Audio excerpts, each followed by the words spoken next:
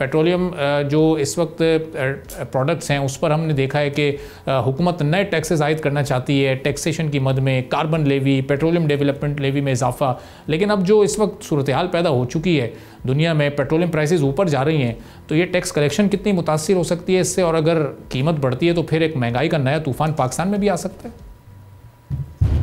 जी, Pakistan basically अगर हम जायजा लें अपनी माशी सूरत हाल का, तो हम एक इंपोर्ट डिपेंडेंट मुल्क हैं जिसमें ऑयल की और ऑयल लिंक्ड प्रोडक्ट्स जो हैं उनका बहुत सिग्निफिकेंट रोल है, ना सिर्फ ट्रांसपोर्ट सेक्टर में बल्कि इंडस्ट्री के सेक्टर में। और जो बिजली बनाते हैं उसमें भी हम 50% पेट्रोलियम लिंक्ड फॉसिल फ्यूल्स को यूज करते हैं।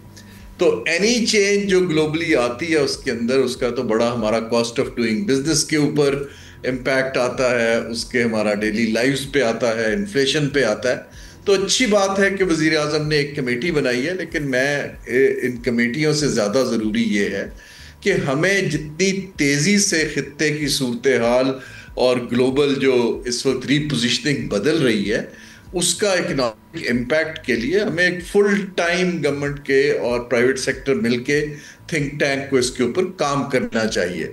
ये Pakistan institute of development economics क्या कर रहा है? हुकूमत का थिंक टैंक है। This is what they should be doing rather than कि वो प्रमोशन का एक माउथ पीस बन जाए और लोगों को बताते रहे।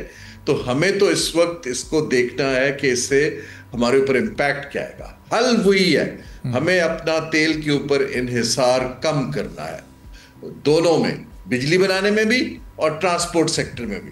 ये मीडियम से लॉन्ग टर्म, इसके अलावा ये ट्रांजिशन एनर्जी की पाकिस्तान की इकोनॉमी के लिए बिल्कुल शाहरग की सूरत हाल रहती है। और लेकिन जब तक ये नहीं होता तब तक ना सिर्फ मॉनिटर करना है बल्कि आपको चाहिए राशनिंग करें। लोग डेवलप्ड कंट्रीज के अंदर एक एक गाड़ी के अंदर कार पूलिंग होती है, सड़कों का रश आवर्स में टाइमिंग्स बदले जाते हैं। आपको वॉर फुटिंग के ऊपर इसकी तैयारी करनी चाहिए। सही। तो अब हारून साहब, ज़ाहिर है एक लॉन्ग टर्म प्लान तो अभी आपने बताया कि जो पेट्रोलियम प्रोडक्ट्स पर इन्हिसार है उसको कम करना है, और शायद किसी हद तक हुकूमत ये ईवीज़ की मद में या जो अल्टरनेट सोर्सेज हैं बिजली के, कोशिशें कर भी रही है। लेकिन जो शॉर्ट टर्म इसका कोई सोल्यूशन इस वक्त मौजूद आपके पास है? पिछले 4-5 महीने में हमने देखा स्पेस था, फिस्कल पब्लिक को रिलीफ दिया जा सकता था और पेट्रोल प्राइसेस नीचे लाए जा सकते थे, लेकिन वो ड्यू रिलीफ उस वक्त नहीं दिया गया, वो भी दूसरे सेक्टर्स की नज़र कर दिया गया। तो वो एक बेहतर स्ट्रेटजी थी उस वक्त हुकूमत की, वो रिलीफ उसने अपने पास रखा और अब उसको वो पे ऑफ करना पड़ सकता है इन मुश्किल हालात में। जी देखिए, हुकूमत की जो बजट अभी जैसे आया है, आपने लेवीज की बात की, ये सब इनडायरेक्ट टैक्सेशन है। बजट जो है वो इस वक्त उसकी जो प्रायोरिटी है वो कोई इकोनॉमिक रिवाइवल उसकी प्रायोरिटी मुझे नहीं नजर आता। अगर मैं बजट को दोबारा देखूं तो मुझे ये नहीं नजर आता कि उसके अंदर आप कोई मुआशी ट्रांजिशन की तरफ जा रहे हैं।